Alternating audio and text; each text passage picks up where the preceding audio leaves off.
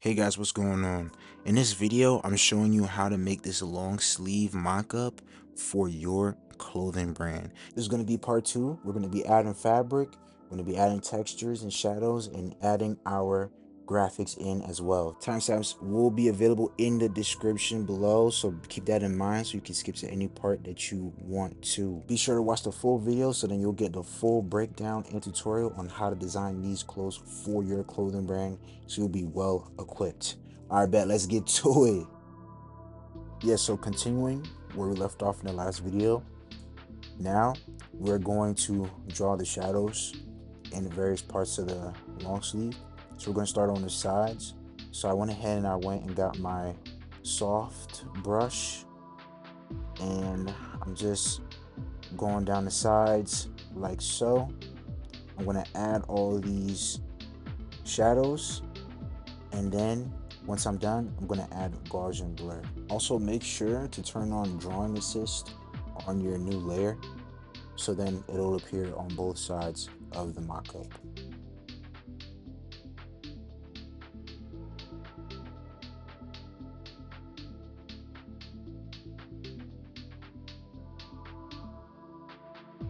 Okay, so now that we have the shadows where we want them, we're going to hit that magic wand and hit Gaussian blur. And you can see now how the shadows start fading out, kind of get softer. And that really sells that effect right there. You know, you can see like the before and after, right? This just really helps it and sells the effect, you know? I go in with my smudge tool and I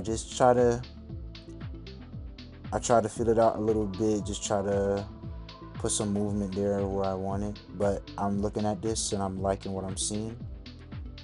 Now we're gonna add our fabric on here. So I'm gonna go to my fabric section in the clothing mockup pack. I'm gonna go to cotton 1 because that's the vibe that I'm feeling. When you make that new layer, make sure turn on the drawing assist like I do here, and also make it a clipping mask. Make sure it's a clipping mask as well. And then just go ahead and just fill it in. Right, this is the first step, or this is the next step in, elevating a mock-up, right? I apologize for the abrupt cut right there, but we put down the cotton layer. You see me, I'm labeling it right now. Now what we're gonna do is we're gonna add some extra shadows onto here. This will also just add more just personality to the mock-up, bro. I'm trying to tell you. So I'm gonna go here. Once again, new layer, drawing assist, and then just fill that in. So once we get it all filled in, then I'm gonna play around with the blending modes. I end up putting it on soft light. Yep, just looking at some stuff. And then I play around with the opacity, try to lighten it a bit more. But yeah, looking at this mock-up, then now already, like, you see how it transforms it from just having just the base color. Let's say you just had the base color without the texture and you put the logo, like, yeah, it'd be cool. But this just takes it to another level. Like, this will help you sell that picture to your manufacturer, right? This will really help you envision the types of clothes that you want for your clothing brand before you spend time on a sample, time, money in a sample. Now you got a full fleshed out vision of how you want your clothes to look like. So it's a good step in the process, man. But yeah, so now I'm relabeling it, extra shadows, and now I'm gonna add my stitching, new layer, drawing assist, change it to white, and then we're just gonna get to drawing. Yeah, so this part, I'm just gonna speed it up a bit. I'm adding my stitching to where I want it. You can, if you're not really sure where to put the stitching, you can always look at a reference, right? And see where the stitching is. Look at the clothes that you have in your closet, right at home. See where the stitching is and make it make sense, right? Make it make sense. Don't overthink it, right?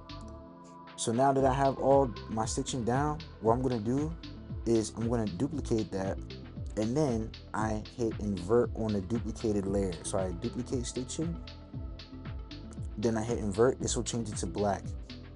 So now I'm going to drag it down just slightly below the white stitching layer, and I'm going to add some Gaussian blur to give it like a little bit of depth, and just shadows, right? Just to add a bit more to sell it, right? Just those small little details, they go a long way.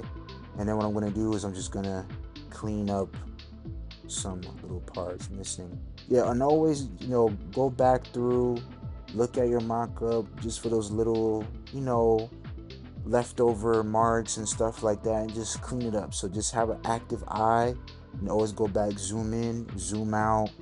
Just make sure you get a good look at your mock-ups. All right, so now we're gonna add the graphics. We're gonna add my boy Death the Kid, feel me, going crazy with Liz and Patty. If you know, you know.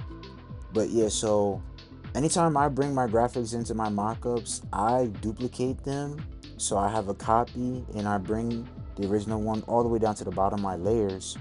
And then the duplicated one that I have, that's what I use, and I work with it. So if I make a mistake, I can always just go back to the original one. Because when you shrink things in Procreate, it's gonna mess up the pixel and the quality. So it's like, if you can try not to, shrink things, and try to have your graphics be high quality at the same time. So like a high pixel count. Like this one, I believe is like 3000 by 3000 or 4000 by 4000. But yeah, but I always just duplicate it. So then I can, if I make a mistake, I have another one that I can work with, and I don't have to go back to my computer. But here you see me turn on a mask. So I turn on a mask, so then I don't actually erase it, my graphic of Death the Kid. But when I turn this mask on, I can just basically paint over it and remove the parts I don't want without like actually erasing the pixels, if that makes sense. So if I make a mistake, I can bring the stuff back by changing the brush to white and painting over it. This is called non-destructive editing. Okay, so now that I cleaned up my graphic of Death the Kid, resize them, place them where I want it, I'm going to add in this graphic of the skull. You see me duplicate it, and I have another thing to work with. I turn on clipping mask. That just keeps everything inside of the mockup, so I don't have to worry about erasing any parts that I don't want. Okay, now I'm going to work on the sleeve design. I'm going to shrink it down. And I mean, this is really just me designing. I really gave you guys all the tools and whatnot, but this part is where you come in and you add in your creativity and you add in your style or what you want for your brand, right? So you see me here. I'm probably gonna speed this part up, but I'm just doing my thing right here, man. Also, if you guys are liking the tutorial, if you appreciate the game I'm giving y'all, please, a subscribe goes a long way. It really helps me out. I really want to help you guys design for your brand. I always want to make cool stuff, and I want to help people design and make cool stuff too, bro. Like, I want to help people design to their heart's content, dog, because I know the feeling of trying to design something but not even know like how to do it, the steps to take. So if y'all getting value, just throw a subscribe, like, comment, and all goes a long way, and I appreciate every single one of y'all, man, for real. But yeah, let's get back to the tutorial. Yeah, now I'm just changing the color of the skulls to match the same color of Death the Kid. And this is really it, right? Voila, right? This is what we got. I really do hope you guys enjoyed it. You guys are gonna get one more final look at the mock-up, like close up, looking at the texture and everything.